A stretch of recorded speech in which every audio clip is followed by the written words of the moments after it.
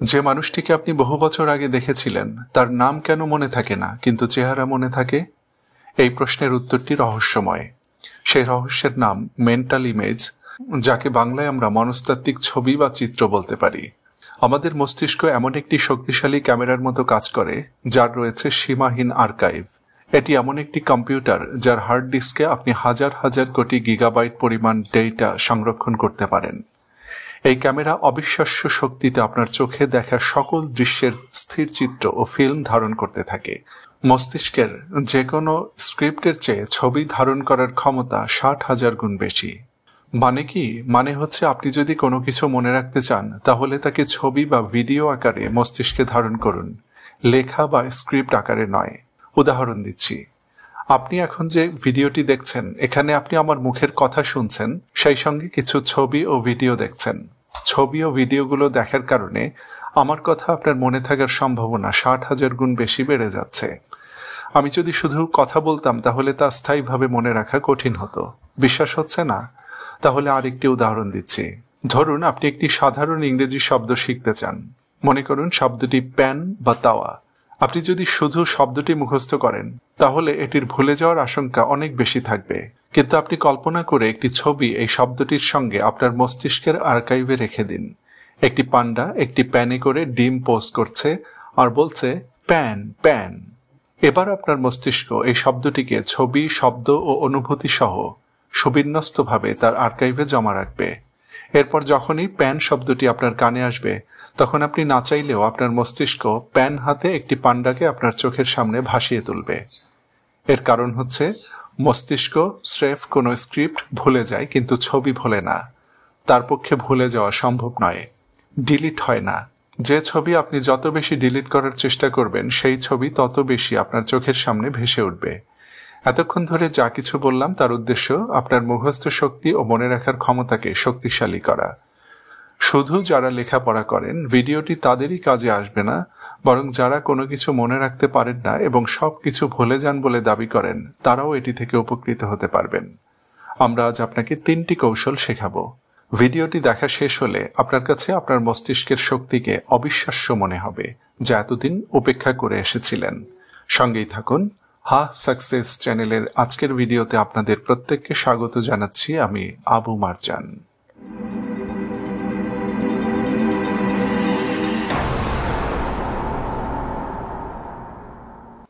প্রথম কৌশল, memory palace. প্রাচীন গ্রিসের অধিবাসীরা মেমোরি প্যালেস নামক একটি কৌশল অবলম্বন করতেন। কৌশলটি অত্যন্ত সহজ। আমাদের মস্তিষ্ক প্রতি মুহূর্তে চারপাশের স্থান ও পরিবেশের সঙ্গে ঘনিষ্ঠ সম্পর্ক তৈরি করে। কোন স্থানে কোন বস্তুটিকে বা কাকে দেখেছিল তা সে অতি সহজে আপনাকে স্মরণ করিয়ে দিতে পারে। গ্রিকদের এ সংক্রান্ত একটি ইন্টারেস্টিং ঐতিহাসিক ঘটনাও রয়েছে। এখন থেকে 2500 বছর আগে প্রাচীন গ্রিসে সাইমোনিডেস নামক একজন কবিকে একটি বড় অনুষ্ঠানে আমন্ত্রণ জানানো হয়েছিল। অনুষ্ঠানে কবিতা বলার মাঝখানে তিনি ক্যাস্টর ও পোলুক্স নামক দুজন গডের নাম উচ্চারণ করেন। অনুষ্ঠানের হোস্ট বিষয়টিকে ভালোভাবে নেননি। তিনি বলেন, আমি তোমাকে প্রতিশ্রুত পারিশ্রমিকের অর্ধেক দেব, আর বাকি অর্ধেক তুমি তোমার গডদের কাছ থেকে নিয়ে নিও। এর কিছুক্ষণ পর সাইমোনিডেসকে কেউ বলেন তার জন্য বাইরে 2 ব্যক্তি অপেক্ষা করছে। তিনি বাইরে গিয়ে এদিক ওদিক তাকান কিন্তু কাউকে দেখতে পান না।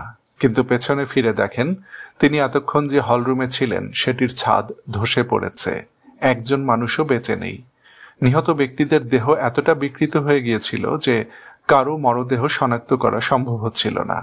তখনকার যুগে ডিএনএ পরীক্ষার প্রযুক্তি ছিল না, কিন্তু লাশগুলো শনাক্ত করার জন্য সাইমোনিডেস এমন একটি কৌশল অবলম্বন করেন যা সবাইকে বিস্মিত করে। তিনি চোখ বন্ধ করে হলের কোন স্থানে কোন চেয়ারে কে বসেছিলেন তা মনে করার চেষ্টা করেন।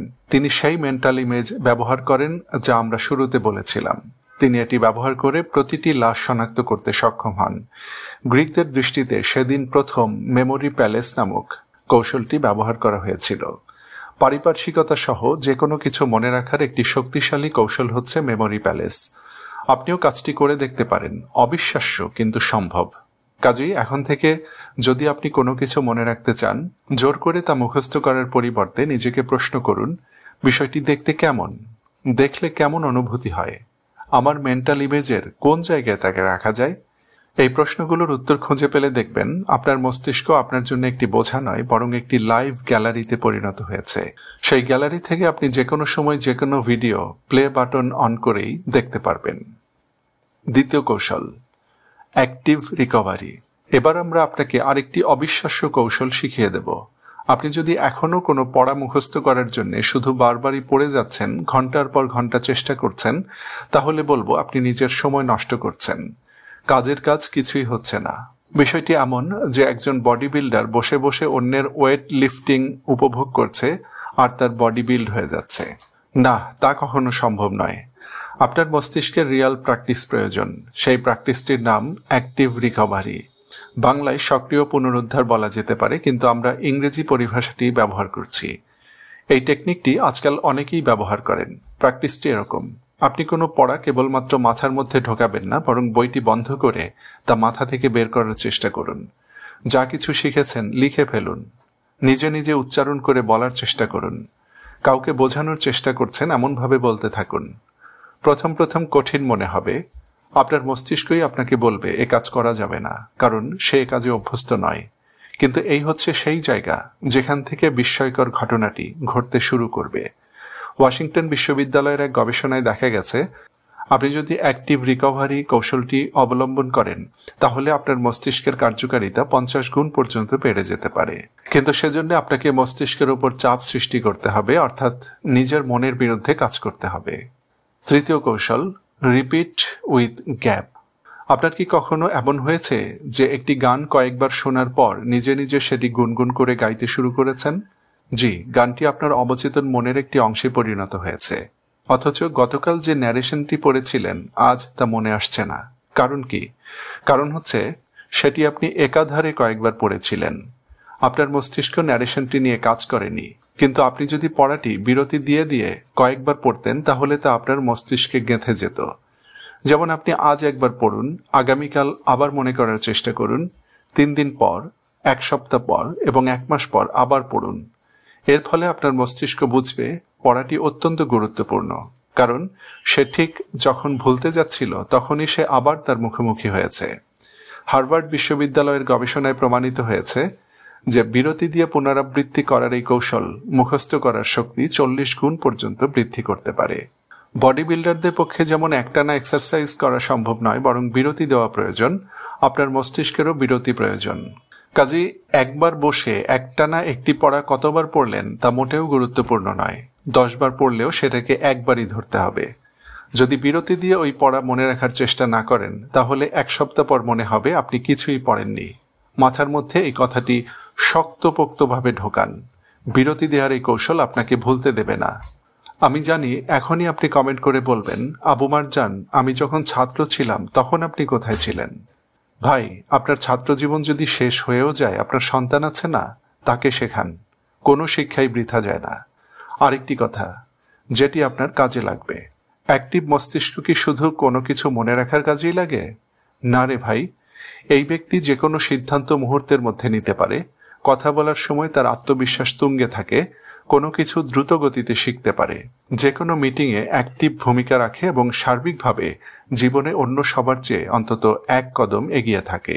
শক্তিশালী মস্তিষ্ক একটি সুশৃঙ্খল আর্কাইভের মতো কাজ করে, কিন্তু আপনার মস্তিষ্ক এখন একটি অগোছালো টেবিলের মতো পড়ে আছে। আপনার চোখের সামনে সবকিছু রয়েছে, কিন্তু জরুরি জিনিসটি আপনি খুঁজে পাচ্ছেন না। এবার আপনি চোখ বন্ধ করে ভাবুন, কল্পনা করুন আপনার মস্তিষ্ক এখন থেকে আর কোনো কিছু ভুলে যাচ্ছে না। আপনি যেখানেই যাচ্ছেন আপনার সুবিন্যস্ত আর্কাইভটি আপনার সঙ্গে যাচ্ছে, অহংকার করার জন্য বা ভাব দেখানোর জন্য নয়, বরং প্রয়োজনে ব্যবহার করার জন্যে। এখন থেকে আপনি সব সময় প্রস্তুত। যে কোনো যুদ্ধ শুরু হলে এখন থেকে আপনি প্রতি মুহূর্তে সশস্ত্র।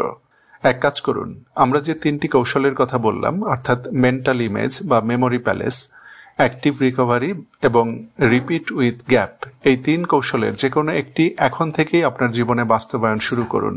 শুধু একটি, সবগুলো করতে গেলে কোনোটি হবে না। শুধুমাত্র 1 সপ্তাহ প্র্যাকটিস করুন, তারপরে এসে এখানে কমেন্ট করে আমাদের জানান কাজ হয়েছে কিনা। হাতে নাতে প্রমাণ দিচ্ছি আমরা। আমাদেরকে বলুন কেমন লেগেছে, আগের চেয়ে কোনো পার্থক্য উপলব্ধি করেছেন কি?